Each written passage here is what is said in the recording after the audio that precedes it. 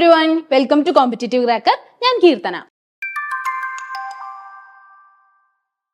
അപ്പോൾ നമ്മൾ December 2023 question paper part ആക്കിയിട്ട് നമ്മൾ എക്സ്പ്ലെയിൻ ചെയ്തുകൊണ്ടിരിക്കുകയാണ് അല്ലേ. അപ്പൊ നമുക്ക് ഇതിന്റെ തേർഡ് പാർട്ട് ഇനി ബാക്കി കുറച്ച് ക്വസ്റ്റ്യങ്ങൾ കൂടെ നമുക്ക് ചെയ്ത് നോക്കാം കേട്ടോ. ഇന്നത്തെ ക്വസ്റ്റ്യൻസ് ഭയങ്കര ഇൻട്രസ്റ്റിംഗ് ആണ്, കുറച്ചും കൂടെ മാത്തമാറ്റിക്കൽ ആണ്.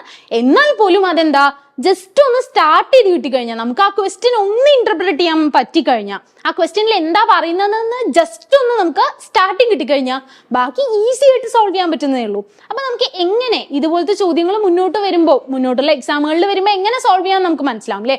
അതേപോലെ എന്താ ഇതൊരു നല്ലൊരു കോൺഫിഡൻസ് ബൂസ്റ്റർ ആയിരിക്കും. നമുക്ക് ഇത്തരത്തിലുള്ള ക്വസ്റ്റ്യൻസ് ഒന്ന് നമുക്ക് സ്വയം സോൾവ് ചെയ്യാൻ പറ്റുന്നുണ്ടെന്ന് അറിയുമ്പോൾ നമ്മുടെ കോൺഫിഡൻസ് വല്ലാതെ അങ്ങ് കൂടും. അപ്പൊ നമുക്കൊന്ന് നോക്കാം കേട്ടോ. ആദ്യം നമുക്ക് തന്നിട്ടുള്ള ചോദ്യം എന്താ, ഒരു പ്രൊഡക്ഷൻ ഫംഗ്ഷൻ തന്നിട്ടുണ്ട്. എന്താണ് ആ production function? Q equal to x plus y എന്ന് കൊടുത്തിട്ടുണ്ട് അല്ലെ. അതിൽ x and y are two inputs. എക്സും വൈയും രണ്ട് ഇൻപുട്ടുകളാണെന്ന് തന്നിട്ടുണ്ട്. അത് ശ്രദ്ധിക്കണം. നമ്മൾ സാധാരണ എക്സ് വൈ എന്നുള്ള നോട്ടേഷൻസ് ഒക്കെ ഔട്ട്പുട്ടിന് യൂസ് ചെയ്യുന്നില്ലേ, പക്ഷെ ഇവിടെ അതെന്താണ്, ഇൻപുട്ട് ആണ്.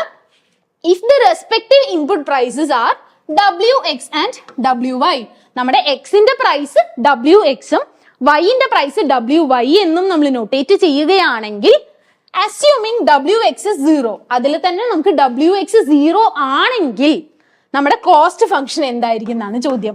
ആദ്യം ഈ ക്വസ്റ്റ്യൻ വായിക്കുമ്പോൾ നമുക്ക് പെട്ടെന്ന് പ്രൊഡക്ഷൻ ഫംഗ്ഷനിൽ നമ്മൾ എങ്ങനെയാ കോസ്റ്റ് ഫംഗ്ഷൻ എത്തിയ, പ്രൊഡക്ഷൻ ഫംഗ്ഷൻ തന്നു കഴിഞ്ഞാൽ നമുക്ക് കോസ്റ്റ് ഫംഗ്ഷൻ എങ്ങനെ കണ്ടുപിടിക്കാൻ പറ്റും, ഇത്തരത്തിലുള്ള ചോദ്യങ്ങളായിരിക്കില്ലേ നമ്മുടെ മൈൻഡിൽ കൂടെ മുന്നോട്ട് പോയിട്ടുണ്ടാവുക. ഈസി ആയിട്ട് ഇതിനൊരു സൊല്യൂഷൻ ഞാൻ പറഞ്ഞുതരാം കേട്ടോ.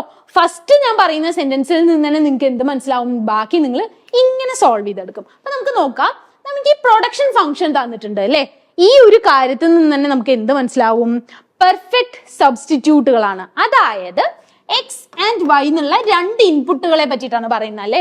എക്സും വൈയും പെർഫെക്റ്റ് സബ്സ്റ്റിറ്റ്യൂട്ട്, അതായത് എക്സിനെ വൈ കൊണ്ടും വൈനെ എക്സ് കൊണ്ടും എപ്പോൾ വേണമെങ്കിലും എങ്ങനെ വേണമെങ്കിലും എത്ര വേണമെങ്കിലും ഈസി ആയിട്ട് സബ്സ്റ്റിറ്റ്യൂട്ട് ചെയ്യാം എന്നുള്ള കോൺസെപ്റ്റിനാണല്ലോ നമ്മൾ പെർഫെക്റ്റ് സബ്സ്റ്റിറ്റ്യൂട്ട് എന്ന് പറയുന്നത്. അപ്പൊ അങ്ങനെയാണ് ഇവിടെ ഇൻപുട്ട് നിൽക്കുന്നത്. അതെങ്ങനെ നമുക്ക് മനസ്സിലായത്? കാരണം എപ്പോഴും ഒരു പെർഫെക്റ്റ് സബ്സ്റ്റിറ്റ്യൂട്ട് ആയിട്ടുള്ള പ്രൊഡക്ഷൻ ഫംഗ്ഷൻ എങ്ങനെയായിരിക്കും, അഡിറ്റീവ് ആയിരിക്കും. അതിൽ ഒരു സൈഡിൽ ഒരു ഇൻപുട്ടും മറ്റേ സൈഡിലും വേറൊരു ഇൻപുട്ടും. അതിൽ ഇവിടെ വേറെ കോൺസ്റ്റന്റുകൾ ഉണ്ടാവും. ഇപ്പൊ 3 ഉണ്ടാവാം, ഇവിടെ 5 ഉണ്ടാവാം, അല്ലെങ്കിൽ വേറെ ഏതെങ്കിലും നമ്പേഴ്സ് ഉണ്ടാവാം. ഇത്തരത്തിലൊരു അഡിറ്റീവ് പ്രൊഡക്ഷൻ ഫംഗ്ഷൻ നമ്മൾ കണ്ടു കഴിഞ്ഞാൽ നമ്മൾ എന്ത് മനസ്സിലാക്കണം, അത് നമ്മുടെ പെർഫെക്റ്റ് സബ്സ്റ്റിറ്റ്യൂട്ട് പ്രൊഡക്ഷൻ ഫംഗ്ഷൻ ആണ്. അപ്പൊ അത്തരത്തിലുള്ള ഒരു ഗ്രാഫ് എങ്ങനെയായിരിക്കുക, ഇതാണ് നമ്മുടെ പ്രൊഡക്ഷൻ ഫംഗ്ഷൻ അല്ലേ. നമ്മുടെ ഐസോകോണ്ട് എങ്ങനെ ഉണ്ടാവും, ഇവിടെ എക്സ് എന്നുള്ള ഇൻപുട്ടും ഇവിടെ വൈ എന്നുള്ള ഇൻപുട്ടും ആണെങ്കിൽ നമ്മുടെ എന്തായിരിക്കും, ഒരു സ്ട്രെയിറ്റ് ലൈൻ ആയിട്ടായിരിക്കും നമ്മുടെ ഐസോകോണ്ട് വരിക. അപ്പൊ ഇത് കാണുമ്പോൾ നമ്മൾ എന്ത് മനസ്സിലാക്കണം, പെർഫെക്റ്റ് സബ്സ്റ്റിറ്റ്യൂട്ടബിലിറ്റി. എക്സിനെ വൈ കൊണ്ടും വൈനെ എക്സ് കൊണ്ടും എപ്പോൾ വേണമെങ്കിൽ നമുക്ക് സബ്സ്റ്റിറ്റ്യൂട്ട് ചെയ്യാം. അപ്പൊ ഇവിടെ വരുന്ന സൊല്യൂഷൻസ് എപ്പോഴും കോർണർ സൊല്യൂഷൻസ് ആയിരിക്കും. ഒന്നെങ്കിൽ ഇവിടെ പോയിന്റ് എയില് അല്ലെങ്കിൽ ഈ പോയിന്റ് ബിയിലൊക്കെ ആയിരിക്കും നമുക്ക് സൊല്യൂഷൻസ് കിട്ടുക. കാരണം നമുക്ക് ഏതെങ്കിലും ഒരു ഇൻപുട്ടിന് ചെറുതായിട്ട് ഒരു രൂപയെങ്കിലും വില കൂടുകയാണെങ്കിൽ നമ്മൾ എന്ത് ചെയ്യാനുള്ള ടെൻഡൻസി ഉണ്ട്, അവിടെ ആ ഇൻപുട്ടിനെ മറ്റേ ഇൻപുട്ട് കൊണ്ട് സബ്സ്റ്റിറ്റ്യൂട്ട് ചെയ്യാനുള്ള ടെൻഡൻസി ഉണ്ട്. അപ്പൊ എക്സിന് വില കൂടിയാൽ നമ്മൾ എന്ത് ചെയ്യും, എക്സ് ഒട്ടും വേണ്ട വൈ മതി എന്ന് വിചാരിക്കും. കാരണം എന്താ, എക്സിന്റെ ആ സ്ഥലത്ത് വൈ നമ്മൾ യൂസ് ചെയ്താലും നമുക്ക് അതേ ഔട്ട്പുട്ട് കിട്ടുന്നുണ്ട്, അതേ റിസൾട്ട് കിട്ടുന്നുണ്ട്. അപ്പൊ നമുക്ക് എന്തിനാ വില കൂടിയ എക്സ് യൂസ് ചെയ്യേണ്ട ആവശ്യം, നമുക്ക് വൈ യൂസ് ചെയ്താൽ മതി അല്ലേ. അപ്പൊ നമ്മൾ എന്ത് ചെയ്യും, കംപ്ലീറ്റ്ലി നമ്മുടെ ഇൻപുട്ട് ഫുള്ളും വൈ യൂസ് ചെയ്യും. എന്നിട്ട് നമുക്ക് ഇവിടെ എന്താ, പോയിന്റ് ബി എന്നുള്ള ഒരു കോർണർ സൊല്യൂഷനിൽ നമ്മൾ എത്തും. അതേപോലെ വൈന് 1 രൂപയെങ്കിലും കൂടിയാൽ നമ്മൾ എന്ത് ചെയ്യും, നമുക്ക് വൈ വേണ്ട എന്ന് തീരുമാനിച്ചിട്ട് നമ്മൾ എക്സ് മതി കംപ്ലീറ്റ് ആയിട്ടെന്ന് പറയും. അങ്ങനെ നമുക്ക് വൈ ആക്സിസിലുള്ള ഒരു കോർണർ സൊല്യൂഷൻ കിട്ടും. ഇങ്ങനെയാണ് നമ്മുടെ പെർഫെക്റ്റ് സബ്സ്റ്റിറ്റ്യൂട്ട് പ്രൊഡക്ഷൻ ഫംഗ്ഷന്റെ ഒരു കാര്യങ്ങൾ കിടക്കുന്നത്. അപ്പൊ ഇതിന്റെ നേരെ ഓപ്പോസിറ്റും കൂടെ നമുക്കൊന്ന് പഠിച്ചിട്ട് പോവാം. എന്താണ് പെർഫെക്റ്റ് കോംപ്ലിമെന്ററി അല്ലേ, അത് നമുക്ക് അറിയായിരിക്കും അല്ലേ. ലിയോൺടിഫ് പ്രൊഡക്ഷൻ ഫംഗ്ഷൻ എങ്ങനെയാണ്, എൽ ഷേപ്ഡ് ആയിരിക്കും നമ്മുടെ ഐസോകോണ്ട് അല്ലേ. അപ്പൊ ഇതിന്റെയൊക്കെ മിനിമം പോയിന്റിലാണ് ഇവിടെ സൊല്യൂഷൻ നടക്കുക. ഇവിടെ ഇത് എക്സും ഇത് വൈയും. അപ്പൊ ഇങ്ങനെയാണ് ലിയോൺടിഫ് പ്രൊഡക്ഷൻ ഫംഗ്ഷൻ ഉണ്ടാവുക. ഓക്കെ, ഗ്രാഫ് ഇതാണെന്ന് നമുക്കറിയാം അല്ലെ.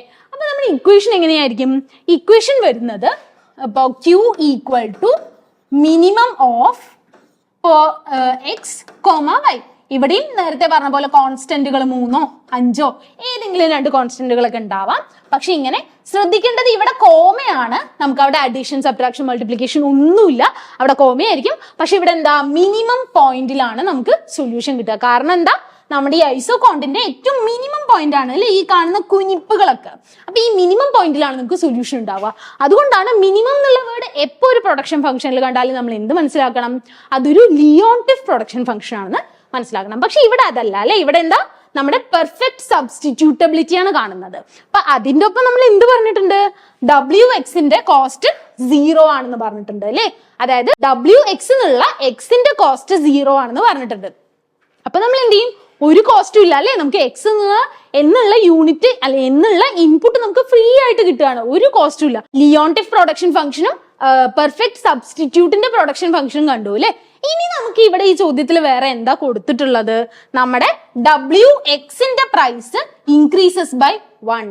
അതായത് നമ്മുടെ എക്സ് എന്നുള്ള ഇൻപുട്ടിന്റെ പ്രൈസ് 1 രൂപ കൂടി എന്നാണ് പറയുന്നത്. അപ്പൊ അങ്ങനെയാണെങ്കിൽ ഞാൻ നേരത്തെ പറഞ്ഞ പോലെ എന്ത് ചെയ്യും, എക്സിന്റെ വില കൂടിയിട്ടുണ്ട് അല്ലെ, എക്സ് എന്നുള്ള ഇൻപുട്ടിന്റെ വില കൂടിയിട്ടുണ്ട്. അപ്പൊ നമ്മൾ എന്ത് ചെയ്യും, മുഴുവനായിട്ടും എക്സിനെ വേണ്ടാന്ന് വെച്ചിട്ട് y കൊണ്ട് അതിനെ സബ്സ്റ്റിറ്റ്യൂട്ട് ചെയ്യും. അപ്പൊ നമ്മുടെ മൊത്തം കോസ്റ്റ് ഫംഗ്ഷനിൽ എന്താവും, എക്സ് എന്നുള്ള കോമ്പണന്റ് തന്നെ നമുക്ക് വേണ്ട, നമുക്ക് എക്സ് എന്നുള്ള കോമ്പണന്റ് കോസ്റ്റ് ഫംഗ്ഷനിൽ ഉണ്ടാവില്ല. അപ്പൊ നമ്മുടെ എന്ത് മാത്രമേ ഉണ്ടാവുള്ളൂ, y എന്നുള്ള കോമ്പണന്റ് മാത്രമേ ഉണ്ടാവുള്ളൂ. Cost is A function of നമ്മുടെ വൈന്റെ പ്രൈസ് എത്രയാ, WY അല്ലെ. ഇത്രയും കാര്യങ്ങൾ വരെ നമ്മൾ എത്തി. ഇത്രയും കാര്യങ്ങൾ നമ്മൾ ക്വസ്റ്റ്യൻ മാത്രം വായിച്ചിട്ട് ഓപ്ഷൻ വായിക്കുന്നതിന് മുൻപ് നമ്മൾ ഇൻഫർ ചെയ്ത് എടുത്തിട്ടുണ്ട്. ഇനി നമുക്ക് ഓപ്ഷൻ വായിച്ചു നോക്കാം. Cost function of the output Q is equal to WXQ വരില്ല അല്ലെ. കാരണം എന്താ, നമ്മുടെ WX നമുക്ക് വേണ്ടാന്ന് പറഞ്ഞിട്ടുണ്ട്. കാരണം എന്താ, എക്സിന് 1 രൂപ കൂടി, അതുകൊണ്ട് നമുക്ക് എക്സ് വേണ്ട അല്ലെ, അതുകൊണ്ട് നമുക്ക് എക്സ് വേണ്ട. ഇവിടെ നോക്കൂ, WYQ, ഇവിടെ നമ്മൾ എന്താ എക്സ് ഇല്ല അല്ലെ, WY മാത്രം ഉണ്ട്. അതിന്റെ കൂടെ നമ്മുടെ ഔട്ട്പുട്ട് മൾട്ടിപ്ലൈ ആയിട്ട് കിടക്കുന്നുണ്ട്. അപ്പൊ ശരിക്കും നമ്മുടെ ആൻസർ എന്താണ്, ഓപ്ഷൻ ബി ആണ് കേട്ടോ. ഓപ്ഷൻ സി നോക്കി കഴിഞ്ഞാൽ ഒരു അഡിറ്റീവ് ഫംഗ്ഷൻ ആണ്, പക്ഷെ അവിടെ പ്രശ്നം എന്താണ്, എക്സ് വന്നിട്ടുണ്ട്, നമുക്ക് എക്സ് വേണ്ടാലോ. പിന്നെ ഓപ്ഷൻ ഡിയിൽ കൊടുത്തിട്ടുള്ളത് നമ്മുടെ ലിയോൺടിഫ് പ്രൊഡക്ഷൻ ഫംഗ്ഷൻ ആണ്, കാരണം അതുകൊണ്ടാണല്ലോ അവിടെ മിനിമം വന്നിട്ടുള്ളത്. അതുകൊണ്ട് ലിയോൺടിഫും അല്ല ഇവിടെ ചോദിച്ചിട്ടുള്ളത്, ഇവിടെ നമ്മുടെ പെർഫെക്റ്റ് സബ്സ്റ്റിറ്റ്യൂഷൻ ആണ് അല്ലെ. അതുകൊണ്ട് നമ്മുടെ ഓപ്ഷൻ ഡിയും തെറ്റാവും. അപ്പൊ നമ്മുടെ കറക്റ്റ് ഓപ്ഷൻ എന്താണ്, ഓപ്ഷൻ ബി ആണ് നമ്മുടെ കറക്റ്റ് ആൻസർ കേട്ടോ. ആദ്യം ഒറ്റ നോട്ടത്തിൽ നോക്കുമ്പോൾ നമുക്ക് ഈ ക്വസ്റ്റ്യനിൽ ഒന്നും മനസ്സിലാവില്ല അല്ലെ, ഇത് എവിടെന്നാ സോൾവ് ചെയ്യുക, പ്രൊഡക്ഷൻ ഫംഗ്ഷൻ തന്നിട്ട് എങ്ങനെ കോസ്റ്റിലേക്ക് എത്തുക, ഇതൊന്നും അറിയില്ല നമ്മൾ. പക്ഷെ എന്ത് ചെയ്താൽ മതി, ജസ്റ്റ് ഇൻഫർ ചെയ്തെടുക്കുക. ഓരോ ക്വസ്റ്റ്യനും അതുകൊണ്ട് ഉദ്ദേശിക്കുന്നത് എന്താണെന്ന് ഡയറക്റ്റ് വേർഡ്സിൽ തന്നിട്ടുണ്ടാവില്ല. നമ്മൾ അതിനെ ഇൻഫർ ചെയ്ത് അതിൽ നിന്നും ഒരു കറക്റ്റ് അവരെന്താണ് ഉദ്ദേശിക്കുന്നതെന്ന് ഇൻഫർ ചെയ്തെടുക്കണം കേട്ടോ. അപ്പൊ അങ്ങനെയാണ് നമുക്ക് പ്രത്യേകിച്ചും ഡിസംബർ 2023 ക്വസ്റ്റ്യൻ പേപ്പറുകൾ സോൾവ് ചെയ്യേണ്ടത് അങ്ങനെയാണ്. അപ്പൊ നമുക്ക് പറയാൻ പറ്റില്ല, ചിലപ്പോൾ ഇനി വരുമ്പോഴും അത്തരത്തിലുള്ള എക്സാം വരും, കാരണം നമ്മുടെ എക്സാമിന്റെ സ്റ്റാൻഡേർഡ് വളരെ വളരെ കൂടിക്കൊണ്ടുവരികയാണ് അല്ലെ. അപ്പൊ ഇത് നമ്മൾ എന്ത് ചെയ്യണം, ഇങ്ങനത്തെ ക്വസ്റ്റ്യൻസ് നമ്മൾ നന്നായിട്ട് പ്രാക്ടീസ് ചെയ്യണം കേട്ടോ. ഇനിയുള്ളതും ഒരു മാത്തമാറ്റിക്കൽ ക്വസ്റ്റ്യൻ ആണ്. നമുക്ക് എന്താ തന്നിട്ടുള്ളത്, പക്ഷെ ഇത് നിങ്ങൾക്ക് തന്നെ അറിയാമായിരിക്കും അല്ലെ, കുറച്ച് ഈസിയാണ്, കുറച്ച് കാൽക്കുലേഷൻ ഉണ്ടെന്നേ ഉള്ളൂ. വളരെ ഈസി ആയിട്ടുള്ള ഒരു ക്വസ്റ്റ്യൻ ആണ്. നിങ്ങൾക്ക് അറിയില്ലെങ്കിൽ ഞാൻ ഇപ്പൊ എക്സ്പ്ലെയിൻ ചെയ്ത് തരാം. നമുക്ക് എന്താ തന്നിട്ടുള്ളത്, ആവറേജ് റവന്യൂ ഫംഗ്ഷൻ ആണ് തന്നിട്ടുള്ളത് അല്ലെ. അതെന്താണ്, AR equal to 10 + 5Q - Q² ആണ് കേട്ടോ അത്. അപ്പൊ Q⁻², Q² എന്നാണ് നമുക്ക് തന്നിട്ടുള്ളത്. ഇനി നമുക്ക് MR കണ്ടുപിടിക്കാൻ പറഞ്ഞു. ARന്ന് ഡയറക്റ്റ് ആയിട്ട് MR കണ്ടുപിടിക്കാൻ പറ്റുമോ, പറ്റില്ല അല്ലെ. പക്ഷെ നമുക്ക് എന്ത് ചെയ്യാൻ പറ്റും, ARൽ നിന്നും ടോട്ടൽ റവന്യൂ TR കണ്ടുപിടിക്കാൻ പറ്റും. TRനെ ഫസ്റ്റ് ഡിഫറൻഷിയേറ്റ് ചെയ്താൽ നമുക്ക് എന്ത് കിട്ടും, MR കിട്ടും. അപ്പൊ ഇത്രയേ ഉള്ളൂ, സിമ്പിൾ ആണ് നമ്മുടെ കാര്യം കേട്ടോ. അപ്പൊ നമുക്ക് ഇതൊന്ന് സോൾവ് ചെയ്ത് നോക്കാം. 10 + 5Q - Q². അപ്പൊ നമുക്കിതൊന്ന് സോൾവ് ചെയ്ത് നോക്കാം. AR equal to 10 + 5Q - Q². ഇതാണ് നമ്മുടെ എന്ത് തന്നിട്ടുള്ളത്, ആവറേജ് റവന്യൂ. ആവറേജ് റവന്യൂവിൽ നിന്ന് നമ്മളിങ്ങനെ ടോട്ടൽ റവന്യൂയിലേക്ക് എത്തുക. നമുക്കറിയാം average revenue is equal to total revenue divided by quantity. അങ്ങനെയാണല്ലോ നമുക്ക് ആവറേജ് എടുക്കാൻ പറ്റുക. അങ്ങനെയാണെങ്കിൽ നമുക്ക് ടോട്ടൽ റവന്യൂ കണ്ടുപിടിക്കണമെങ്കിൽ ക്വാണ്ടിറ്റി ഇപ്പുറത്ത് കൊണ്ടുവന്ന് മൾട്ടിപ്ലൈ ചെയ്തിട്ടാൽ നമുക്ക് ടോട്ടൽ റവന്യൂ കിട്ടില്ലേ. അപ്പൊ നമുക്ക് Q × AR ആണ് നമുക്ക് എന്ത് ചെയ്യേണ്ടത്, ചെയ്തെടുത്തിട്ട് നമുക്ക് TR കിട്ടേണ്ടത് കേട്ടോ. അപ്പൊ നമ്മുടെ ക്വസ്റ്റ്യൻ എന്തായിരുന്നു, AR equal to 10 + 5Q - Q². അപ്പൊ നമുക്ക് ഇതിനെ എന്ത് ചെയ്യണം, Q കൊണ്ട് ഈ മൊത്തം ഫംഗ്ഷനെയും മൾട്ടിപ്ലൈ ചെയ്തെടുക്കണം. അപ്പൊ നമുക്ക് എന്തും ചെയ്യാം, ഓരോന്നോരോന്നായിട്ട് മൾട്ടിപ്ലൈ ചെയ്യാം കേട്ടോ. അപ്പൊ TR ഈക്വൽ ടു നമുക്ക് എന്ത് കിട്ടും, 10 × Q 10Q + 5Q × Q 5Q². അപ്പൊ നമുക്ക് 5Q² square minus Q square into Q ആണ് അല്ലെ. അപ്പൊ ക്യൂ സ്ക്വയർ ഇൻറ്റു ക്യൂ ചെയ്താൽ എന്താവും? ക്യൂ ക്യൂബ് ആവും അല്ലെ. അപ്പൊ മൈനസ് ക്യൂ ക്യൂബ്. അപ്പൊ ഇവിടെയാണ് നമ്മൾ എത്തി നിൽക്കുന്നത്. ഇതാണ് നമ്മുടെ ടോട്ടൽ റവന്യൂ. നമുക്ക് ടോട്ടൽ റവന്യൂ ഒരു ക്യൂബിക് ഫംഗ്ഷൻ ആയിട്ടാണ് കിട്ടിയിരിക്കുന്നത് അല്ലെ. അപ്പൊ നമുക്ക് ടോട്ടൽ റവന്യൂവിന് എന്ത് ചെയ്യണം? Del T R by del Q. First derivative എടുത്തു കഴിഞ്ഞാൽ നമുക്ക് എന്ത് കിട്ടും? മാർജിനൽ റവന്യൂ കിട്ടും. ഈസിയാണ് അല്ലെ. നമുക്കൊന്ന് സോൾവ് ചെയ്ത് നോക്കാം. 10Qന് ഫസ്റ്റ് ഡെറിവേറ്റ് ചെയ്താൽ എന്ത് കിട്ടും? 10 മാത്രം ബാക്കിയാവും അല്ലെ. ക്യൂ ഇല്ലാതെയായി പോകും. ഇനി പ്ലസ് 5Q സ്ക്വയറിനെ എങ്ങനെ ഡെറിവേറ്റ് ചെയ്യുക? 5 into 10, 5 into 2 10. ഇനി Q raised to 2 minus 1. അപ്പൊ Q raised to 2 minus 1 എന്താ? Q raised to 1. Q raised to 1 എന്ന് വെച്ചാൽ എന്താ? Q. അപ്പൊ 10Q മൈനസ് 3. ഇനി Q ക്യൂബ് എന്താവും? Q സ്ക്വയർ ആയിട്ട് മാറും അല്ലെ. അപ്പൊ 3Q സ്ക്വയർ. ഇതാണ് നമ്മുടെ എന്ത്? Marginal revenue function. അപ്പൊ നമുക്ക് എന്ത് കിട്ടി? മാർജിനൽ റവന്യൂ ഫംഗ്ഷൻ കിട്ടിയിട്ടുണ്ട്. 10 plus 10Q minus 3Q square. പക്ഷെ നമ്മളോട് ചോദിച്ചിട്ടുള്ള എന്താ? മാർജിനൽ റവന്യൂ ഫംഗ്ഷൻ കോൺവെക്സ് ആണോ കോൺകേവ് ആണോ, കോൺവെക്സ് ആൻഡ് കോൺകേവ് ബോത്ത് ആണോ, ഇങ്ങനെയാണ് ചോദിച്ചിട്ടുള്ളത്. അപ്പൊ നമുക്ക് മാർജിനൽ റവന്യൂ ഫംഗ്ഷൻ കിട്ടിയിട്ടുണ്ട് അല്ലെ. പക്ഷെ നമ്മുടെ ക്വസ്റ്റ്യനിൽ ചോദിച്ചിരിക്കുന്നത് എന്താണ്? കോൺവെക്സ് ആണോ കോൺകേവ് ആണോ എന്നൊക്കെയാണ് ചോദിച്ചിരിക്കുന്നത് അല്ലെ. അപ്പൊ നമുക്ക് മാർജിനൽ റവന്യൂ ഫംഗ്ഷൻ കോൺവെക്സ് ആണോ കോൺകേവ് ആണോ എന്ന് ചെക്ക് ചെയ്യണം. അതെങ്ങനെ ചെക്ക് ചെയ്യുക? നമ്മൾ ഫസ്റ്റ് ഡെറിവേറ്റീവ് എടുക്കാം, ഈക്വൽ ടു 0 എന്ന് സെറ്റ് ചെയ്ത് കൊടുക്കാം. സെക്കൻഡ് ഡെറിവേറ്റീവ് എടുത്തിട്ട് അത് നെഗറ്റീവ് ആണോ പോസിറ്റീവ് ആണോ നോക്കാം. അപ്പൊ നമുക്ക് ഇവിടെ നോക്കാം.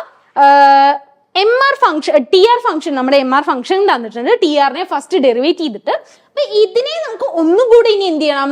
2 തവണ വീണ്ടും വീണ്ടും ഡെറിവേറ്റ് ചെയ്യണം. അപ്പൊ ആദ്യം നമുക്ക് ചെയ്ത് നോക്കാം. അതായത് del MR by del Q ചെയ്ത് നോക്കാം കേട്ടോ.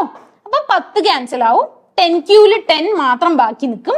മൈനസ് 3Q സ്ക്വയറിൽ 3 into 2 6 കിട്ടും. Q സ്ക്വയർ എന്താവും? Q മാത്രമായിട്ട് ബാക്കി നിൽക്കും. ഇതാണ് ഫസ്റ്റ് ഡെറിവേറ്റീവ് കേട്ടോ. ഫസ്റ്റ് ഡെറിവേറ്റീവിനെ നമുക്ക് ഈക്വൽ ടു 0 എന്ന് ഇട്ട് കൊടുത്തു കഴിഞ്ഞാൽ നമുക്ക് എന്ത് കിട്ടും? Qന്റെ വാല്യൂ ഒക്കെ കിട്ടും. പക്ഷെ നമ്മുടെ ചോദ്യം ഇവിടെ അതിനെ പറ്റിയിട്ടൊന്നുമല്ല. നമുക്ക് സെക്കൻഡ് ഡെറിവേറ്റീവ് ആണ് ആവശ്യം. അപ്പൊ നമ്മൾ എന്ത് ചെയ്യണം? 10 മൈനസ് 6Qന് ഒന്നും കൂടെ ഡെറിവേറ്റ് ചെയ്യണം കേട്ടോ. അപ്പൊ del by del Q of 10 minus 6Q. ഇതാണ് നമുക്ക് ഇപ്പൊ ചെയ്യേണ്ടത്. അപ്പൊ ഇതിൽ 10 എന്താവും? ഇല്ലാണ്ടായി പോകും. അപ്പൊ -6 നമുക്ക് എന്ത് കിട്ടും? ആൻസർ കിട്ടും അല്ലെ. അപ്പൊ നമ്മുടെ ആൻസർ എന്താണ്? ഒരു നെഗറ്റീവ് ആണ് അല്ലെ. നെഗറ്റീവ് ആയിട്ടുള്ള ഒരു നമ്പർ ആണ്. അതിൽ നിന്ന് തന്നെ നമുക്ക് എന്ത് മനസ്സിലാക്കാൻ പറ്റും? നമ്മുടെ ഒരു കോൺകേവ് ഫംഗ്ഷൻ ആയിരിക്കും അല്ലെ മാർജിനൽ റവന്യൂ. എപ്പോഴും നെഗറ്റീവ് വരുമ്പോൾ കോൺകേവും പോസിറ്റീവ് ആയിട്ട് വരുമ്പോൾ കോൺവെക്സും ആണ് അല്ലെ. അങ്ങനെയാണെങ്കിൽ നമ്മുടെ ഇവിടെ ഓപ്ഷൻ ബി ആയിരിക്കും കറക്റ്റ് ആയിട്ടുള്ള ആൻസർ. യെസ്, ഓപ്ഷൻ ബി ആണ് കേട്ടോ ഈ ക്വസ്റ്റ്യന്റെ ആൻസർ. അപ്പൊ നമ്മൾ എന്ത് ചെയ്തു? നമുക്ക് ആവറേജ് റവന്യൂ ഫംഗ്ഷൻ തന്നിട്ടുണ്ട്. അതിനെ Q കൊണ്ട് മൾട്ടിപ്ലൈ ചെയ്തപ്പോൾ ടോട്ടൽ റവന്യൂ ഫംഗ്ഷൻ കിട്ടി. ടോട്ടൽ റവന്യൂ ഫംഗ്ഷനെ ഫസ്റ്റ് ഡെറിവേറ്റ് ചെയ്തപ്പോൾ നമുക്ക് എന്ത് കിട്ടി? മാർജിനൽ റവന്യൂ ഫംഗ്ഷൻ കിട്ടി. മാർജിനൽ റവന്യൂ ഫംഗ്ഷനെ 2 തവണ ഡെറിവേറ്റ് ചെയ്തപ്പോൾ ഒരു -6 എന്നുള്ള ടേം കിട്ടി. അത് നെഗറ്റീവ് ആയതുകൊണ്ട് നമ്മുടെ ഫംഗ്ഷൻ എന്താണ്? കോൺകേവ് ആണ്. സിമ്പിൾ ആണ് അല്ലെ. നമുക്കൊക്കെ ഡെറിവേഷൻ വളരെയധികം പ്രാക്ടീസ് ഉണ്ടെങ്കിൽ ഇത് 1 മിനിറ്റിൽ തന്നെ നമുക്ക് ഈസി ആയിട്ട് സോൾവ് ചെയ്തെടുക്കാം. ഇനി അടുത്ത ക്വസ്റ്റ്യൻ എനിക്ക് ഭയങ്കര ഇഷ്ടമുള്ള ഒരു ക്വസ്റ്റ്യൻ ആട്ടോ ഇത്. കാരണം ഗെയിം തിയറി എന്നുള്ളൊരു ക്വസ്റ്റ്യൻ ആണ്. നമുക്കൊരു ഗെയിം കളിക്കുന്ന ഒരു ഫീൽ ഇങ്ങനത്തെ ക്വസ്റ്റ്യൻസ് സോൾവ് ചെയ്യുമ്പോൾ എപ്പോഴും കിട്ടാറുണ്ട്. പക്ഷെ നമ്മുടെ ഗെയിം തിയറിയുടെ ടേബിൾസ് എപ്പോഴും എന്തായിരിക്കും? കുറച്ചും കൂടെ കോംപ്ലക്സ് ആയിരിക്കും അല്ലെ. പക്ഷെ ഇവിടെ അതൊന്നും അല്ല. വളരെ ഈസി ആയിട്ടുള്ള ഒരു ഗെയിം തിയറിയുടെ ക്വസ്റ്റ്യൻ ആണ് കൊടുത്തിട്ടുള്ളത്. പക്ഷെ ഇവിടെ എന്താ? മൾട്ടിപ്പിൾ സെലക്ട് ക്വസ്റ്റ്യൻ ആണ്. ഈ തന്നിട്ടുള്ള 4 സ്റ്റേറ്റ്മെന്റിൽ ഏതൊക്കെ സ്റ്റേറ്റ്മെന്റ് കറക്റ്റ് ആണെന്നുള്ളതാണ് ചോദ്യം. അപ്പൊ നമുക്ക് ആദ്യം ക്വസ്റ്റ്യനെ നമുക്ക് ഇൻഫർ ചെയ്തിട്ട് ഇതിൽ എന്താണെന്ന് നോക്കാം കേട്ടോ. അപ്പൊ നമുക്കൊരു ഗെയിം തിയറി ആണ്. 2 പ്ലേയേഴ്സ് ഉണ്ട്, പ്ലെയർ 2 ആൻഡ് പ്ലെയർ 1. ഇവരുടെ 2 പേർക്കും 2 ഗെയിം ഉണ്ട്, Diwali shopping and world cup watching. അപ്പൊ നിങ്ങൾ ഇത് ലിറ്ററൽ സെൻസിൽ എടുക്കരുത് കേട്ടോ. ജസ്റ്റ് 2 കാറ്റഗറി എന്നുള്ള നിലയിൽ കണ്ടാൽ മതി. അപ്പൊ നമുക്ക് ആദ്യം എന്താ ചെയ്യേണ്ടത്? പ്ലെയർ 1നെ ഒരു സ്ഥലത്ത് ഫിക്സ് ചെയ്ത് വെക്കണം അല്ലെ. പ്ലെയർ 1ന് എന്തൊക്കെ ഓപ്ഷൻസ് ഉണ്ട്? ദിവാലി ഷോപ്പിംഗ് ഉണ്ട്, വേൾഡ് കപ്പ് വാച്ചിങ് ഉണ്ട്. ആദ്യം നമുക്ക് ദിവാലി ഷോപ്പിംഗ് ഫിക്സ് ചെയ്ത് കൊടുക്കാം കേട്ടോ. അപ്പൊ പ്ലെയർ 1 എന്താ ചെയ്യുന്നത്? ദിവാലി ഷോപ്പിംഗ് ആണ് ചെയ്യുന്നത്. അങ്ങനെയാണെങ്കിൽ നമ്മുടെ പ്ലെയർ 2ന് 2 എന്നുള്ള ഓപ്ഷൻ ഉണ്ട്, 0 എന്നുള്ള ഓപ്ഷൻ ഉണ്ട്. 2 ആണോ 0 ആണോ വലുത്? 2 ആണ് അല്ലെ. അപ്പൊ നമ്മൾ എന്ത് ചെയ്യും? പ്ലെയർ 2 ഓപ്ഷൻ 2 എന്നുള്ളത് ചൂസ് ചെയ്യും. ഇനി പ്ലെയർ 1 എങ്ങാനും വേൾഡ് കപ്പ് വാച്ചിങ് ആണ് ചൂസ് ചെയ്യുന്നതെങ്കിൽ നമുക്ക് എന്ത് കിട്ടും? 0 ആൻഡ് 1 എന്നുള്ള 2 ഓപ്ഷൻസ് ആണ് ഉള്ളത്. നമുക്ക് 0 ആണോ 1 ആണോ വലുത്? 1 ആണ് അല്ലെ. അപ്പൊ നമ്മുടെ പ്ലെയർ 2 എന്ത് ചെയ്യും? 1 എന്നുള്ള ഔട്ട്കം കിട്ടുന്നത് വേൾഡ് കപ്പ് വാച്ചിങ് ചെയ്യും. അപ്പൊ നമ്മുടെ പ്ലെയർ 2 എന്ത് ചെയ്യുന്നു എന്നുള്ളത് പ്ലെയർ 1 എന്ത് ചെയ്യുന്നു എന്നുള്ളതിനെ ഡിപ്പെൻഡ് ചെയ്തിരിക്കും. പ്ലെയർ 1 ദിവാലി ഷോപ്പിംഗ് ആണ് ചെയ്യുന്നതെങ്കിൽ പ്ലെയർ 2ഉം ദിവാലി ഷോപ്പിംഗ് ചെയ്യും. പ്ലെയർ 1 വേൾഡ് കപ്പ് വാച്ചിങ് ആണ് ചെയ്യുന്നതെങ്കിൽ പ്ലെയർ 2ഉം വേൾഡ് കപ്പ് വാച്ചിങ് ചെയ്യും. അങ്ങനെയാണ് ഇവർക്ക് ഒപ്റ്റിമം ആയിട്ടുള്ള ഒരു റിസൾട്ട് എത്തിക്കാൻ പറ്റുക. അപ്പൊ ഇവിടെ ഒരു ഡൊമിനന്റ് സ്ട്രാറ്റജി ഒന്നുമില്ല അല്ലെ. ഇനി നാഷ് ഇക്വിലിബ്രിയം ഉണ്ടോ എന്നാണ് നമുക്ക് നോക്കേണ്ടത്. പ്ലെയർ 2ന്റെ കാര്യം നോക്കാം. പ്ലെയർ 2 ദിവാലി ഷോപ്പിംഗ് ആണ് ചെയ്യുന്നതെങ്കിൽ നമ്മുടെ പ്ലെയർ 1നുള്ള ഓപ്ഷൻസ് 1 and 0 അല്ലെ. അപ്പൊ ദിവാലി ഷോപ്പിംഗ് ചെയ്താൽ 1 കിട്ടും. അപ്പൊ 1 അല്ലേ വലുത് 0-നേക്കാളും. സോ നമ്മൾ 1 ചൂസ് ചെയ്യുന്നു. ഇനി പ്ലെയർ 2 വേൾഡ് കപ്പ് വാച്ചിങ് ആണ് ചെയ്യുന്നത് എന്ന് നമ്മൾ ഫിക്സ് ചെയ്ത് കഴിഞ്ഞാൽ പ്ലെയർ 1ന് എന്തൊക്കെ ഓപ്ഷൻസ് ഉണ്ട്? 0 and 2 അല്ലേ.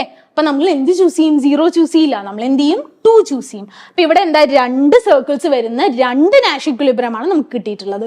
ഒന്ന് Diwali shopping and Diwali shopping, പിന്നെന്താ world cup watching and world cup watching. അപ്പൊ ആര് ഓപ്പോസിറ്റ് ഉള്ള ആൾ എന്ത് ചെയ്യുന്നു അതേ സാധനം തന്നെ നമ്മൾ ചെയ്യുക എന്നുള്ളൊരു നാഷ് ഇക്വിലിബ്രിയം ആണ് ഇവിടെ നിൽക്കുന്നത് കേട്ടോ. അപ്പൊ നമുക്ക് ഇത്രയും കാര്യങ്ങൾ മനസ്സിലായി.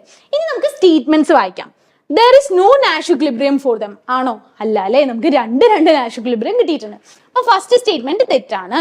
There is only one Nash equilibrium where player 1 goes for Diwali shopping and player 2 goes for World Cup match. ആണോ? അല്ല അല്ലെ. നമുക്ക് രണ്ട് Nash equilibrium കിട്ടി. അതുകൊണ്ട് സെക്കൻഡ് ഓപ്ഷനും അല്ല. Any of the four combinations can be a Nash equilibrium. ആണോ? അല്ല അല്ലെ. കാരണം എന്താ? കൃത്യമായിട്ടും ഇതൊന്നും രണ്ട് നാഷ് ഇക്വിലിബ്രിയം മാത്രമേ കൃത്യമായിട്ട് ഡിഫൈൻ ചെയ്ത് അവിടെ ഇട്ടിട്ടുണ്ട്. സോ അതുമല്ല. ഇനി നമുക്ക് എന്താ? there are two Nash equilibria, രണ്ട് നാഷ് ഇക്വിലിബ്രിയ ഉണ്ട്. അപ്പൊ അത് തന്നെയാണ് ഓപ്ഷൻ. നമ്മുടെ ആൻസർ എന്താണ്? ഓപ്ഷൻ 4 ആണ് കേട്ടോ. there is two Nash equilibria. അപ്പൊ ഇത് ഈസി ആയിട്ടുള്ള ഒരു ക്വസ്റ്റ്യൻ ആണ് അല്ലെ. പ്രശ്നമൊന്നും ഉണ്ടായിരുന്നില്ല. അപ്പൊ നമുക്ക് അടുത്ത ക്വസ്റ്റ്യനിൽ പോവാം. Endogenous growth theory. എന്താണ് ഒരു എൻഡോജീനിയസ് ഗ്രോത്ത് തിയറി പറയുന്നത്? നമ്മുടെ മോഡലിന്റെ ഉള്ളിലുള്ളതല്ലാതെ പുറത്തുള്ള കാര്യങ്ങൾ എങ്ങനെയാണ് ഒരു ഗ്രോത്തിനെ ഇൻഫ്ലുവൻസ് ചെയ്യുക എന്നുള്ളതിനെ പറ്റി ഒരുപാട് എക്കണോമിസ്റ്റുകൾ പല തിയറികളും കൊണ്ടുവന്നിട്ടുണ്ട് അല്ലെ. അപ്പൊ ഇതിനൊക്കെയാണ് നമ്മൾ എൻഡോജീനിയസ് ഗ്രോത്ത് തിയറി എന്ന് പറയുന്നത്. എൻഡോജീനിയസ് ഗ്രോത്ത് തിയറിയിൽ അസംഷൻ ഏതാണെന്നാണ് ചോദ്യം. Increasing returns to scale and perfect competition വരില്ല അല്ലെ. ഒരിക്കലും എൻഡോജീനിയസ് തിയറിയിൽ പെർഫെക്റ്റ് കോമ്പറ്റീഷൻ അല്ല, കുറച്ചും കൂടെ റിയലിസ്റ്റിക് ആയിട്ടുള്ള തിയറികളാണ്. Decreasing returns to scale and perfect competition, വീണ്ടും എന്ത് വന്നു? പെർഫെക്റ്റ് കോമ്പറ്റീഷൻ അല്ല. Increasing returns to scale and imperfect competition, ഇതാണ് ആക്ച്വലി കറക്റ്റ് ആയിട്ടുള്ള ആൻസർ. കാരണം എന്താന്ന് വെച്ച് കഴിഞ്ഞാൽ ഒരു മോഡലിന്റെ ഉള്ളിലുള്ള സാധനങ്ങളല്ലാതെ ആ മോഡലിന് പുറത്തുള്ള സാധനങ്ങൾ, ഇപ്പോൾ human capital investment, research and development, learning by doing, ഇത്തരത്തിലുള്ള ഒരുപാട് കാര്യങ്ങളിൽ കൂടെ നമുക്ക് എന്ത് കിട്ടാൻ പറ്റും? ഇൻക്രീസിംഗ് റിട്ടേൺസ് ടു സ്കെയിൽ, നമുക്ക് വിചാരിച്ചതിനെക്കാട്ടിലും കൂടുതൽ പ്രോഫിറ്റുകളൊക്കെ കിട്ടുന്ന രീതിയിൽ വളരെയധികം ഒരു ഗ്രോത്ത് കാഴ്ചവെക്കാൻ പറ്റും. ഇതാണല്ലോ നമ്മുടെ എൻഡോജീനിയസ് ഗ്രോത്ത് തിയറികൾ പറയുന്നത്. അപ്പൊ അതിൽ എന്തായിരിക്കും?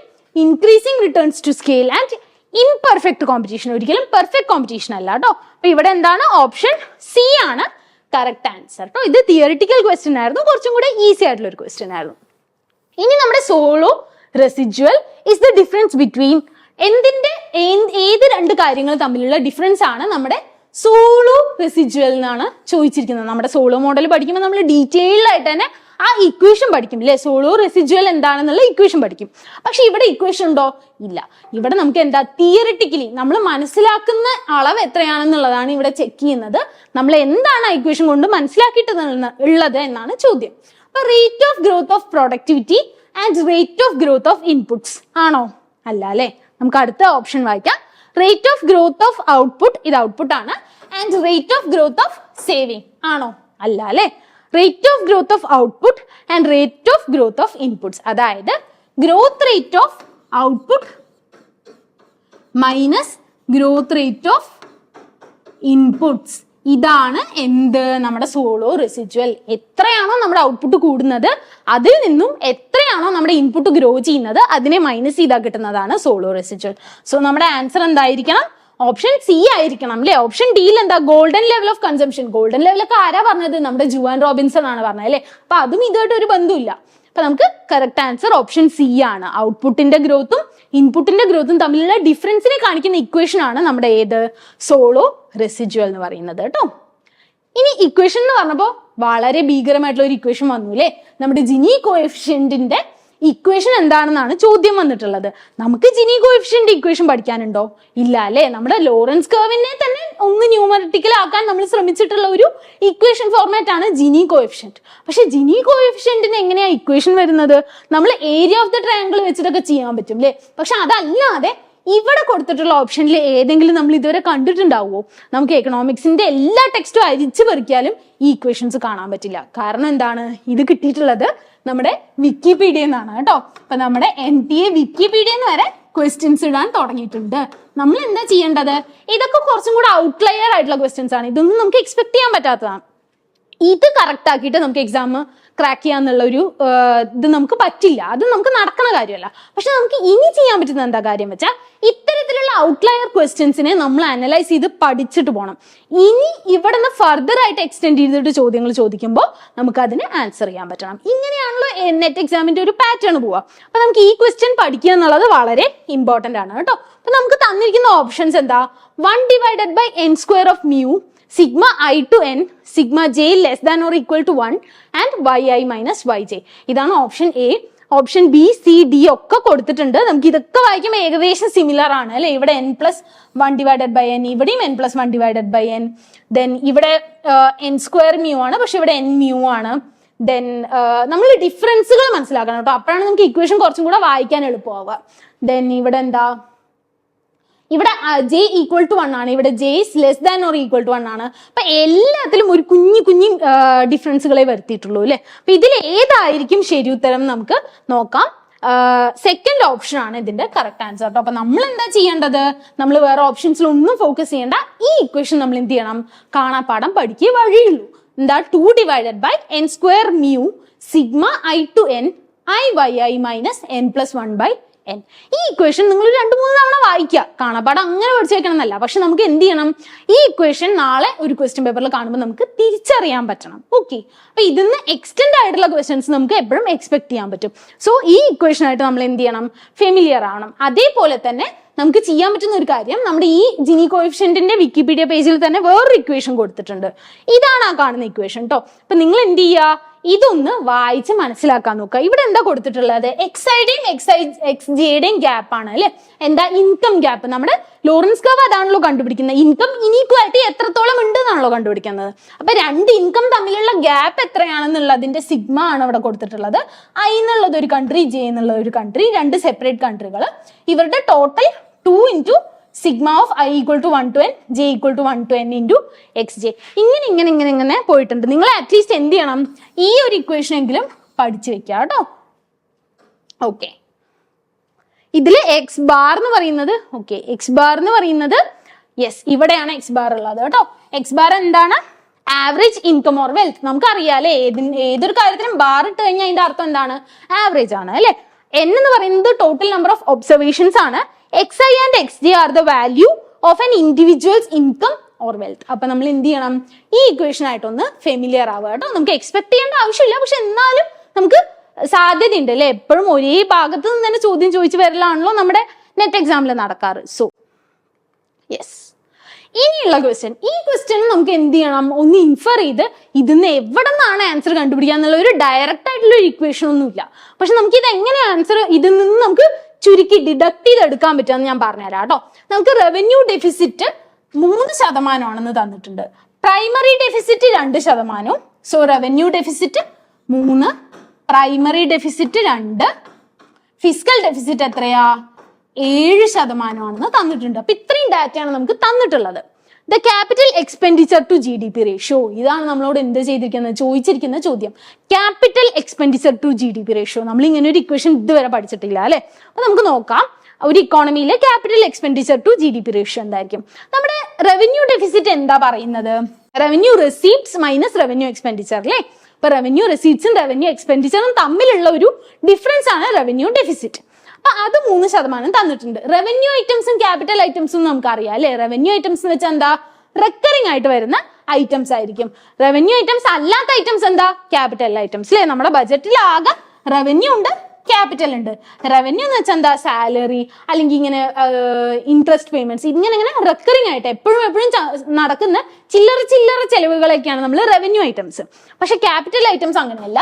നമ്മൾ ഫിക്സഡ് ആയിട്ട് നമ്മൾ ചെലവാക്കുന്ന എന്തെങ്കിലും ഒരു കോസ്റ്റുകളൊക്കെയാണ് ക്യാപിറ്റൽ ഇൻവെസ്റ്റ്മെന്റ് അല്ലേ. അപ്പൊ നമുക്ക് റവന്യൂ എന്താണെന്ന് ഇവിടെ കൊടുത്തിട്ടുണ്ട്. റവന്യൂ ഡെഫിസിറ്റിൽ റവന്യൂ കോൺസെപ്റ്റ് എത്രയാണ്? 3% തന്നിട്ടുണ്ട്. ഇനി നമുക്ക് ടോട്ടൽ ഉണ്ടെങ്കിൽ ടോട്ടലിൽ നിന്നും റവന്യൂ മൈനസ് ചെയ്ത ക്യാപിറ്റൽ വീട്ടിലേക്ക് കിട്ടും അല്ലേ. പക്ഷെ ഇവിടെ ടോട്ടൽ ഉണ്ടോ? ടോട്ടൽ ഇല്ല. നമുക്ക് പക്ഷെ എന്താ പ്രൈമറി ഡെഫിസിറ്റും ഫിസിക്കൽ ഡെഫിസിറ്റും തന്നിട്ടുള്ളത്. പക്ഷെ ഇവിടെ നോക്കുകയാണെങ്കിൽ ഫിസിക്കൽ ഡെഫിസിറ്റിന്റെ ഇക്വേഷൻ എന്താ? Total expenditure and total revenue. അപ്പൊ ഇതും പക്ഷെ എന്താ ഇവിടെ ഒരു മൈനസ് ബോറോയിങ് കൂടി ഉണ്ട് അല്ലേ, അത്രേ ഉള്ളൂ. പക്ഷെ ഇതിലും എന്തെന്നെയാ കാണിക്കുന്നത്? ടോട്ടൽ എക്സ്പെൻഡിച്ചറും ടോട്ടൽ റവന്യൂവും തമ്മിലുള്ള ഡിഫറൻസ് ആണ്. പക്ഷെ അപ്പോ ഇത് വെച്ചിട്ട് നമുക്ക് എന്ത് ചെയ്യാൻ പറ്റും? ക്യാപിറ്റൽ കണ്ടുപിടിച്ചൂടെ? നമുക്കൊന്ന് നോക്കി നോക്കാം കേട്ടോ. അപ്പൊ ടോട്ടൽ എത്രയും നമുക്ക് കിട്ടിയത് ഫിസിക്കൽ ഡെഫിസിറ്റിന്റെ 7%. അപ്പൊ 7%. നമ്മുടെ റവന്യൂ ഡെഫിസിറ്റ് എത്രയായിരുന്നു? 3%. 7 മൈനസ് 3 ചെയ്ത ഒരു അപ്രോക്സിമേറ്റ്ലി നമുക്ക് 4% ആയിരിക്കില്ലേ ക്യാപിറ്റൽ കോമ്പണന്റുകള്. അങ്ങനെയാണെങ്കിൽ 4% എന്നുള്ള വാക്കുകൊണ്ട് നമ്മൾ എന്താ ഉദ്ദേശിക്കുന്നത്? 4% ഓഫ് ദ GDP അല്ലേ. അപ്പൊ capital expenditure to GDP ratio പറയുന്നത് 4% ആയിരിക്കാനുള്ള സാധ്യതയില്ലേ. ഓപ്ഷൻസിൽ നോക്കുകയാണെങ്കിൽ ഓപ്ഷൻ സിയിൽ 4% ഉണ്ട്. ഇങ്ങനെയാണ് നമുക്ക് എന്ത് ചെയ്യാൻ പറ്റുക? ഡിഡക്ട് ചെയ്ത് ആ ആൻസറിലേക്ക് കൊണ്ടുവരാൻ പറ്റുക കേട്ടോ. അപ്പൊ നമുക്ക് പ്രൈമറി ഡെഫിസിറ്റ് ഇവിടെ കൊടുത്തിട്ടുള്ളത് നമ്മളെ കൺഫ്യൂസ് ചെയ്യിപ്പിക്കാൻ വേണ്ടിയിട്ടാണ് കേട്ടോ. അങ്ങനെ ഒരു ഇക്വേഷനെ നിലവിലില്ലാത്തതുകൊണ്ട് പ്രൈമറി ഡെഫിസിറ്റിന്റെ ആവശ്യമില്ല. നമ്മൾ ഫിസിക്കൽ ഡെഫിസിറ്റിനെ ടോട്ടൽ ആയിട്ട് കണക്കാക്കിയിട്ട് നമുക്ക് ടോട്ടൽ ഡെഫിസിറ്റ് അല്ലെങ്കിൽ നമുക്ക് ടോട്ടൽ ആയിട്ടുള്ള ബജറ്റിന്റെ കോമ്പണന്റിനെ പറ്റിയിട്ട് എന്തെങ്കിലും ഒരു ഇൻഡിക്കേഷൻ അവിടെ കൊടുത്തിട്ടുണ്ടെങ്കിൽ നമുക്ക് അത് യൂസ് ചെയ്യാം. പക്ഷെ ഇവിടെ ഫിസിക്കൽ ഡെഫിസിറ്റ് ആണ് കൊടുത്തിട്ടുള്ളത്. അപ്പൊ അതിൽ നിന്ന് നമ്മൾ എന്ത് ചെയ്യുന്നു? റവന്യൂ കോമ്പണന്റ് മൈനസ് ചെയ്ത് കഴിഞ്ഞാൽ നമുക്ക് എന്ത് കിട്ടും? ക്യാപിറ്റൽ കോമ്പണന്റ് കിട്ടും. ആ ക്യാപിറ്റൽ കോമ്പണന്റ് ആണ് 4%. So capital expenditure to GDP ratio 4% ആയിരിക്കില്ലേ. കാരണം 4% എന്ന് പറയുമ്പോൾ അല്ലെങ്കിൽ ഇവിടെ 3% എന്നൊക്കെ പറയുമ്പോൾ നമ്മൾ എന്താ 3% ഓഫ് ദ GDP എന്നാ പറയാ. അതുകൊണ്ട് ഇവിടെ ആൻസർ എന്താണ്? 4 ആണ് കേട്ടോ. അപ്പൊ ഇത്തരത്തിലുള്ള ക്വസ്റ്റ്യൻസ് നമുക്ക് ഇനിയും ഫ്യൂച്ചറിലും എക്സ്പെക്ട് ചെയ്യാം കേട്ടോ. ഇന്ത്യൻ ഇക്കോണമിയിൽ ഇങ്ങനത്തെ ഒരു ഡിഡക്ഷൻ പ്രൊസീജിയർ നിങ്ങൾ ആ ഒരു സ്കില്ല് ഡെവലപ്പ് ചെയ്തെടുക്കണം കേട്ടോ. ഓക്കെ, അടുത്തത് നമ്മുടെ മെട്രിക്സിന്റെ ഒരു ക്വസ്റ്റ്യൻ ആണ്. ഒരു മെട്രിക്സ് എ തന്നിട്ടുണ്ട്, ബി തന്നിട്ടുണ്ട്. ഇത് മൾട്ടിപ്ലൈ ചെയ്തിട്ട് 5 സ്റ്റേറ്റ്മെന്റ്സ് ആണ് ഇവിടെ കൊടുത്തിട്ടുള്ളത്. ഏതാണ് ശരിയെന്ന് നോക്കാം. നമുക്ക് ആദ്യം മെട്രിക്സ് മൾട്ടിപ്ലിക്കേഷൻ ഒന്ന് ചെയ്യാം കേട്ടോ. എ മെട്രിക്സ് എന്താ? 1 2 3 8 and 4 0. അപ്പൊ നമുക്ക് എ എന്താ? 1 2 3 8 and 4 0. ഇനി നമുക്ക് ഏതാ? ബി മെട്രിക്സ് ആണ് അല്ലെ. ആദ്യം നമുക്ക് എ മെട്രിക്സ് എന്താ? 3 റോവും 2 കോളം. അപ്പൊ 3 into 2 മെട്രിക്സ് ആണ്. ഇനി ബി മെട്രിക്സ് നോക്കുകയാണെങ്കിൽ 5 and 9. യെസ്, അപ്പോ 5 and 9. അപ്പൊ ഇതെന്താ? 2 റോവും 1 കോളവും 2 into 1 മെട്രിക്സ് ആണ്. ഇവിടെ മൾട്ടിപ്ലിക്കേഷൻ പോസിബിൾ ആണോ? എങ്ങനെ പോസിബിൾ ആണോ എന്നറിയാ? ഇവിടുത്തെ കോളമും ഇവിടുത്തെ റോവും ഈക്വൽ ആയിരിക്കണം. ഈക്വൽ ആണോ? ആണ് അല്ലെ, 2 ആണ്. അപ്പൊ ഇവിടെ എന്താണ്? Multiplication is possible. പക്ഷെ നമുക്ക് മൾട്ടിപ്ലൈ ചെയ്ത് കഴിഞ്ഞാൽ കിട്ടുന്ന ആൻസർ എന്തായിരിക്കും? ഇവിടുത്തെ റോവും ഇവിടുത്തെ കോളവും. അപ്പൊ 3 into 1 മെട്രിക്സ് ആയിരിക്കും നമുക്ക് കിട്ടുക. 1 into 5 എത്രയാ? 5 പ്ലസ് 2 into 9. 2 into 9 എത്രയാ? 18. പിന്നെന്താ? 3 into 5. 3 5s are 15 plus 8 into 9. 8 9s are 72 കിട്ടും. Then 4 into 5. 4 5s are 20. Then 0 into 9 0. അപ്പൊ നമുക്ക് കിട്ടുന്നത് എന്തായിരിക്കും? 18 plus 5 23. 15 plus 72. അപ്പൊ 72 plus 15 നമുക്ക് ചെയ്യുമ്പോൾ 7 and 8. അപ്പൊ നമുക്ക് എന്ത് കിട്ടും? 87. 20 plus 0 20. അപ്പൊ 23 87 20 എന്നുള്ളൊരു മെട്രിക്സ് കിട്ടുക കേട്ടോ. നമുക്ക് നോക്കാം. അപ്പൊ നമുക്ക് അടുത്ത ക്വസ്റ്റ്യൻ നോക്കാം കേട്ടോ. ഇവിടെ മാച്ച് ദ ഫോളോയിങ് ആണ് തന്നിട്ടുള്ളത്. ഈസിയാണ്. പെർമനന്റ് ഇൻകം ഹൈപ്പോത്തസിസ് ആരാ? നമ്മുടെ മിൽട്ടൺ ഫ്രീഡ്മാൻ ആണ് അല്ലെ. അതേപോലെ ലൈഫ് സൈക്കിൾ ഹൈപ്പോത്തസിസ് എങ്ങനെയാ? MBA അല്ലേ. നമ്മുടെ എന്താണ്? മൊഡിഗ്ലിയാനി, ബ്രംബർഗ് ആൻഡ് ആൻഡോ. അപ്പൊ നമുക്ക് നോക്കുകയാണെങ്കിൽ ഇവിടെ ആരാ ഉള്ളത്? ഫ്രാങ്കോ മൊഡിഗ്ലിയാനി ഉണ്ട്. So option B is 3. Real business cycle ആരാ കൊണ്ടുവന്നത്? ഇവിടെ ഉള്ളതില് നമ്മുടെ കിഡ്ലൻഡ് ആൻഡ് പ്രെസ്കോട്ട്. നമുക്ക് റിയൽ ബിസിനസ് സൈക്കിൾ ഇവരായിട്ട് റിലേറ്റഡ് ആണ്. അതുകൊണ്ടാണ് കറക്റ്റ് ആയിട്ട് കൊണ്ടുവന്നത് ഇവരല്ല. പക്ഷെ നമുക്ക് ഇവരായിട്ട് റിലേറ്റ് ചെയ്ത് പറയാൻ പറ്റും. കാരണം എന്താന്ന് വെച്ച് കഴിഞ്ഞാൽ ഇവിടെ ഇനി ആകെ ബാക്കിയുള്ളത് പോളിസി ഇൻഎഫക്റ്റീവ്നെസ് പ്രൊപ്പോസിഷൻ നമ്മുടെ ആരാ കൊണ്ടുവന്നത്? സർജന്റ് ആൻഡ് വോളസ് ആണ് കൊണ്ടുവന്നത്. അപ്പൊ നമുക്ക് അത് മാച്ച് ചെയ്ത് കഴിഞ്ഞാൽ ബാക്കി നിൽക്കുന്നത് കിഡ്ലാൻഡ് ആൻഡ് പ്രെസ്കോട്ട് ആണ്. ഇവരാണെങ്കിൽ റിയൽ ബിസിനസ് സൈക്കിളിനെ പറ്റി സംസാരിച്ചിട്ടുണ്ട്. സോ ഇവിടെ ഇതാണ് എന്താ? A is 2, B is 3, D is 1, okay, and C is 4. Yes, A2, B3, C4 and D1. ഇത് ഭയങ്കര സിമ്പിൾ ആയിരുന്നു അല്ലേ? ഇനി വന്നിട്ടുള്ളത് വേൾഡ് ഹങ്കർ ഇൻഡെക്സ് ആണ്. ഇതിൽ തന്നിരിക്കുന്ന ഡാറ്റ നമുക്ക് വായിച്ചു പോകുമ്പോൾ ഭയങ്കര ഈസി ആയിട്ട് തോന്നിയിട്ടുണ്ടാവും. പക്ഷെ ഇവിടെ എന്താ, മൾട്ടിപ്പിൾ ഓപ്ഷൻസ് തന്നു. മോർട്ടാലിറ്റിക്ക് 1/3 ആണോ അതോ മോർട്ടാലിറ്റിക്ക് 1/6 ആണോ, ഇങ്ങനത്തെ കൺഫ്യൂഷൻസ് വരാൻ സാധ്യതയുണ്ട്. അപ്പൊ നിങ്ങൾ ഈ ചാർട്ട് കൃത്യമായിട്ട് പഠിച്ചു വെക്കുക. കാരണം എന്താ, അണ്ടർ നറിഷ്മെന്റും ചൈൽഡ് മോർട്ടാലിറ്റിയും മാത്രമാണ് 1/3 ഉള്ളത് കേട്ടോ. പിന്നെ ചൈൽഡ് സ്റ്റണ്ടിങ്ങും ചൈൽഡ് വേസ്റ്റിങ്ങും എന്താണ്, 1/6 വെയിറ്റേജ് ആണ് ഉള്ളത്. അപ്പൊ ഈ ഒരു കാര്യം നോട്ട് ചെയ്താൽ നമുക്ക് ഈസി ആയിട്ട് ഈ ക്വസ്റ്റ്യൻ സോൾവ് ചെയ്യാൻ പറ്റും. ചൈൽഡ് മോർട്ടാലിറ്റിക്ക് എത്രയാ, 1/3. അണ്ടർ നറിഷ്മെന്റിന് എത്രയാ, 1/3. ഇത് രണ്ടുപേർക്ക് മാത്രമേ 1/3 ഉള്ളൂ അല്ലെ. പിന്നെ ചൈൽഡ് വേസ്റ്റിംഗ് 1/6 ആണ്. ചൈൽഡ് സ്റ്റണ്ടിങ് ഉണ്ട്, പക്ഷെ ഇവിടെ 1/3 ഉണ്ട്. പക്ഷെ നമുക്ക് എന്താ വേണ്ട, 1/6 ആണ് വേണ്ടത് അല്ലെ.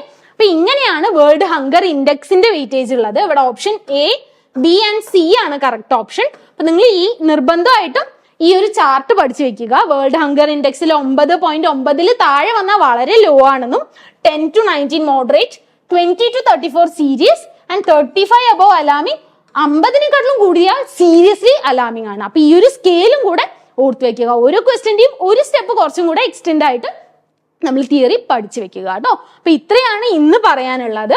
നമുക്ക് ബാക്കി ക്വസ്റ്റ്യൻസ് അടുത്ത സെഷനിൽ ഡിസ്കസ് ചെയ്യാം കേട്ടോ. അപ്പൊ എല്ലാവരും നന്നായിട്ട് പഠിക്കുക. താങ്ക്